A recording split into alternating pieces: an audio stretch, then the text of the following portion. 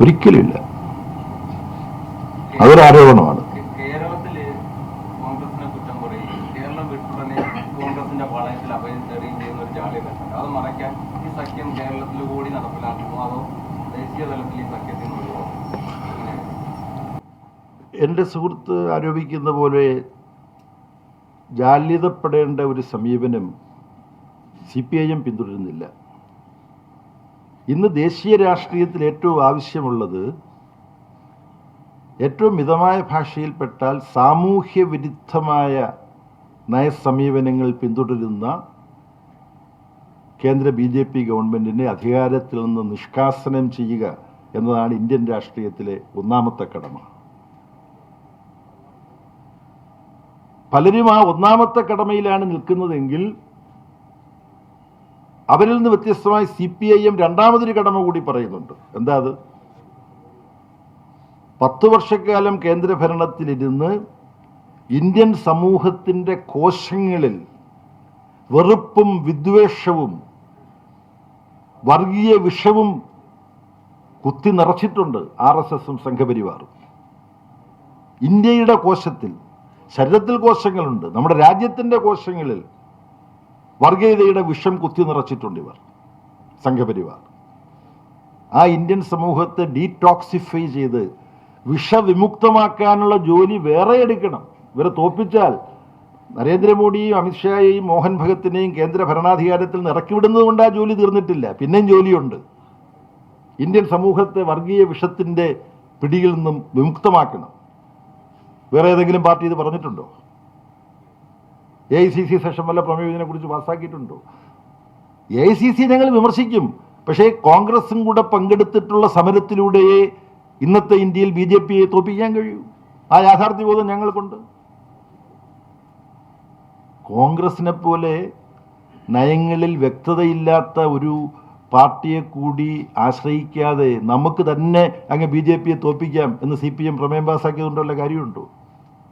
രാഷ്ട്രീയമെന്ന് പറഞ്ഞാൽ വസ്തുനിഷ്ഠമായ സാഹചര്യത്തിൽ അവിടുത്തെ ശാക്തിക ബന്ധങ്ങൾ മുഴുവൻ നോക്കി അതിനനുസരിച്ച് ഒരു രാഷ്ട്രീയ സമരതന്ത്രം ആവിഷ്കരിക്കുകയാണ്.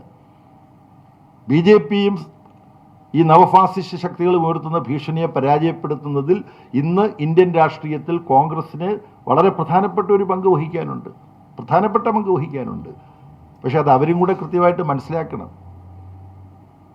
അവരത് മനസ്സിലാക്കുന്നുണ്ടെങ്കിൽ നെഹ്റു മുതൽ തുടർച്ചയായിട്ട് ഇന്ത്യ ഭരിച്ച നമ്മുടെ പാർട്ടിയിൽ നിന്നും ജനങ്ങൾ ഇത്രമാത്രം അകന്നു പോകാൻ, കോൺഗ്രസിൽ നിന്ന് അകന്നു പോകാൻ എന്താണ് കാരണമെന്ന് അന്വേഷിക്കുമ്പോൾ നരസിംഹറാവുവിൻ്റെ ഗവൺമെൻറ് മുതൽ പിന്തുടർന്ന കുത്തകകളെ പ്രീണിപ്പിക്കുന്ന സാമ്പത്തിക നയങ്ങൾ, ജനങ്ങളെ മറന്നുപോകുന്ന സാമ്പത്തിക നയങ്ങൾ, ആ സാമ്പത്തിക നയങ്ങൾ ഞങ്ങൾ പിന്തുടർന്നത് തെറ്റാണെന്ന് ഏറ്റു പറഞ്ഞുകൊണ്ട് ആ സാമ്പത്തിക നയങ്ങൾ തിരുത്താനുള്ള സന്നദ്ധതയും കൂടി കോൺഗ്രസിനുണ്ടാകണം.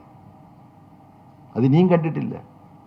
വർഗീയതയ്ക്കെതിരായിട്ടുള്ള സമരവും എല്ലാതരം വർഗീയതകൾക്കുമെതിരായ സമരം എന്ന നിലയിൽ ശാസ്ത്രീയമായി വികസിപ്പിക്കാൻ കോൺഗ്രസിന് കഴിയണം. അതും കോൺഗ്രസിന് ഇപ്പോഴും കഴിയുന്നില്ല.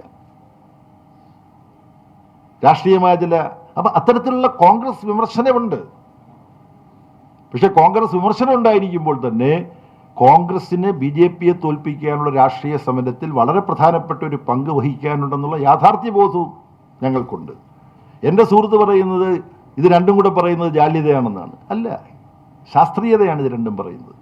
അതുകൊണ്ട് എവിടെവിടെല്ലാം BJPയും കൂട്ടരെയും തോൽപ്പിക്കാൻ കോൺഗ്രസുമായി സഹകരിക്കാനുള്ള സാധ്യതയുണ്ടോ അവിടെ എല്ലാം സഹകരിക്കും. ഞങ്ങളുടെ പാർട്ടി കോൺഗ്രസ് നടന്ന സ്ഥലത്ത് ആ സഹകരണമുണ്ട്. എന്നാൽ കോൺഗ്രസുമായിട്ട് അത്തരത്തിൽ സഹകരിക്കാൻ പ്രായോഗികമായി സാധ്യമല്ലാത്ത സ്ഥലങ്ങളിൽ കോൺഗ്രസുമായിട്ട് സഹകരണം ഉണ്ടാവില്ല. അത് CPMന് മാത്രമല്ല, ഇന്ത്യ ബ്ലോക്കിൽ ആം ആദ്മി പാർട്ടിക്കുണ്ടോ? ആം ആദ്മി പാർട്ടി ഭരിച്ചുകൊണ്ടിരുന്ന ഡൽഹിയിൽ ഇപ്പോൾ BJPയാണ് ഭരിക്കുന്നത്.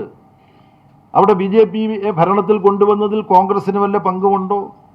എനിക്കറിഞ്ഞൂടാ. ഒരു മത്സരിക്കുകയായിരുന്നു, പങ്കുണ്ടെന്ന് ഞാൻ ആരോപിക്കുന്നില്ല. അപ്പം ഇന്ത്യ ബ്ലോക്ക് എന്ന് പറയുന്ന രാഷ്ട്രീയമായൊരു സംവിധാനമുണ്ട്. അത് നിർമ്മിച്ചെടുക്കുന്നതിൽ CPIM വലിയൊരു പങ്ക് വഹിച്ചിട്ടുണ്ട്. അത് അംഗീകരിക്കുന്ന നിങ്ങളിൽ ചിലർ തന്നെ പറയുന്നത് അത് CPIM അല്ല, സീതാറാം യെച്ചൂരിയാണ് അത് വഹിച്ചതെന്നാണ്. പ്രിയ സുഹൃത്തെ, സീതാറാം യെച്ചൂരി എന്ന് പറയുന്നത് CPIMൻ്റെ ജനറൽ സെക്രട്ടറി ആയിരുന്നു ജീവിച്ചിരിക്കുന്ന കാലം മുഴുവൻ. CPIMൻ്റെ ജനറൽ സെക്രട്ടറി ആയിരിക്കുന്ന ഒരാൾ ആ പാർട്ടി അംഗീകരിക്കാത്തൊരു നയം നടപ്പാക്കാൻ ഒരുമ്പെടില്ല. കൂട്ടത്തിൽ പറഞ്ഞു എന്നേ ഉള്ളൂ. പക്ഷേ പാർട്ടിയുടെ ആ നയം വളരെ ഫലപ്രദമായി നടപ്പാക്കുന്നതിൽ അസാമാന്യമായ നേതൃത്വ പാഠവും സഖാവ് സീതാറാം യെച്ചൂരി കാണിച്ചിട്ടുണ്ട് എന്നുള്ളതിൻ്റെ പേരിൽ അദ്ദേഹത്തിന് അർഹതപ്പെട്ട അഭിനന്ദനം കൊടുക്കേണ്ടതുമാണ്. അപ്പം ഇന്ത്യ ബ്ലോക്കിലുള്ള നമ്മുടെ സഹോദരി മമതാ ബാനർജി കോൺഗ്രസുമായിട്ട് സഹകരിക്കുമോ ബംഗാളിൽ? അപ്പോൾ അവിടെയും ജാള്യത വേണമെന്ന് എൻ്റെ സുഹൃത്ത് പറയും. ഇപ്പം ലോക്സഭാ തെരഞ്ഞെടുപ്പിൽ ഇന്ത്യ ബ്ലോക്ക് ഉണ്ടായിരുന്നു, പക്ഷെ അതിനുശേഷം ഇതുവരെ യോഗം ചേരാൻ കഴിഞ്ഞിട്ടില്ല. ഇന്ത്യ ബ്ലോക്കിൻ്റെ യോഗം, അങ്ങനെ ഇന്ത്യ ബ്ലോക്കിൻ്റെ യോഗം വിളിക്കുന്നതിനോട് ഞങ്ങൾ യോജിക്കുന്നില്ല എന്ന് CPIM വല്ല നിലപാടെടുത്തതിൻ്റെ ഫലമായിട്ടാണോ ഈ ഇന്ത്യ ബ്ലോക്കിൻ്റെ യോഗം ഇതുവരെ നടക്കാതിരിക്കുന്നത്? എന്താണ് എൻ്റെ മാന്യ സുഹൃത്തിനുള്ള ഇത് സംബന്ധിച്ച അറിവ് എന്നുള്ളത് എനിക്കറിഞ്ഞുകൂടാ. പക്ഷേ ഇതാണൊരു വസ്തുനിഷ്ഠ സാഹചര്യം. അപ്പോൾ BJPയും അവരുടെ നവഫാസിസ്റ്റ് നയങ്ങളും ശക്തിപ്പെടുന്നതിനെ ചെറുക്കാൻ ഇന്ത്യ ബ്ലോക്കിൻ്റെ ഭാഗമായി നിൽക്കുന്ന വലുതും ചെറുതുമായ പാർട്ടികളെല്ലാം ഉത്തരവാദിത്വബോധവും ജാഗ്രതയും സൂക്ഷ്മതയും കയ്യൊതുക്കവും പക്വതയും കാണിക്കണം. CPIMൻ്റെ ഭാഗത്ത് നിന്ന് ഇത്തരത്തിൽ ഒരു കുറവും ഉണ്ടാവില്ല എന്ന് CPIMൻ്റെ ജനറൽ സെക്രട്ടറി എന്നുള്ള തരത്തിൽ ഇവിടെ ഞാൻ ഉറപ്പ് നൽകുകയാണ്. ഈ ഇന്ത്യ ബ്ലോക്കിൻ്റെതായ രാഷ്ട്രീയ പ്രവർത്തനം ഉചിതമായ സന്ദർഭങ്ങളിൽ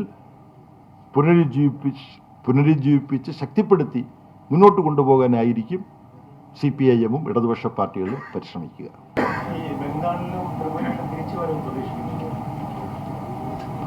ബംഗാളിലും ത്രിപുരയിലുമൊക്കെ തിരിച്ചുവരവ് പ്രതീക്ഷിക്കുന്നില്ലെങ്കിൽ പിന്നെ നമുക്ക് പ്രതീക്ഷിക്കാൻ വല്ലതും ഉണ്ടോ?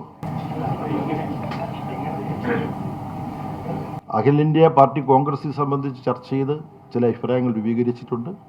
ക്ഷമാപൂർവം ജനങ്ങൾക്കിടയിൽ പ്രവർത്തിച്ച് നഷ്ടപ്പെട്ടു പോയ സ്വാധീനം ബംഗാളിലും ത്രിപുരയിലും വീണ്ടെടുക്കുക എന്നുള്ളത് ഇന്ത്യയിലെ ഇടതുപക്ഷത്തിൻ്റെ മുന്നോട്ട് പോക്കിന് അനുപേക്ഷണീയമാണ്.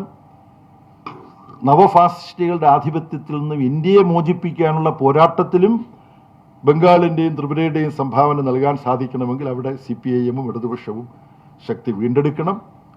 അതിന് അനുയോജ്യമായ പ്രവർത്തനങ്ങൾ അവിടെ ആവിഷ്കരിക്കാൻ ശ്രമിക്കുകയാണ്. ഡൽഹിയിലേക്ക് പൊക്കഴിഞ്ഞാൽ ആദ്യമായി ഞാനൊരു പരിപാടിക്ക് പോകുന്നത് ബംഗാളിലാണ്. അവിടുത്തെ സഖാക്കളുമായിട്ട് കാണുന്നുണ്ട്, അവിടുത്തെ കമ്മിറ്റിയിൽ പങ്കെടുക്കുന്നുണ്ട്. അവർ കമ്മിറ്റി പാർട്ടി കോൺഗ്രസ് കഴിഞ്ഞ ആദ്യത്തെ കമ്മിറ്റി തന്നെ പങ്കെടുക്കണമെന്ന് ആവശ്യപ്പെട്ടിട്ടുണ്ട്. അവിടെ പോകുന്നുണ്ട്. ത്രിപുരയിലേക്ക് പോകും. അവിടുത്തെ സഖാക്കളുടെ വിലയിരുത്തലും കാര്യങ്ങളുമെല്ലാം പഠിച്ച് അവരുമായി സംസാരിച്ച് ഇവിടെ എല്ലാം പാർട്ടിയുടെ നഷ്ടപ്പെട്ടു പോയ സ്വാധീനം എങ്ങനെ വീണ്ടെടുക്കാൻ കഴിയുമെന്നുള്ള പരിശോധനയാണ് പാർട്ടി സംഘടനാപരമായിട്ട് ഏറ്റവും കൂടുതൽ ശ്രദ്ധയോടെ ഏറ്റെടുക്കാൻ ഉദ്ദേശിക്കുന്നത്.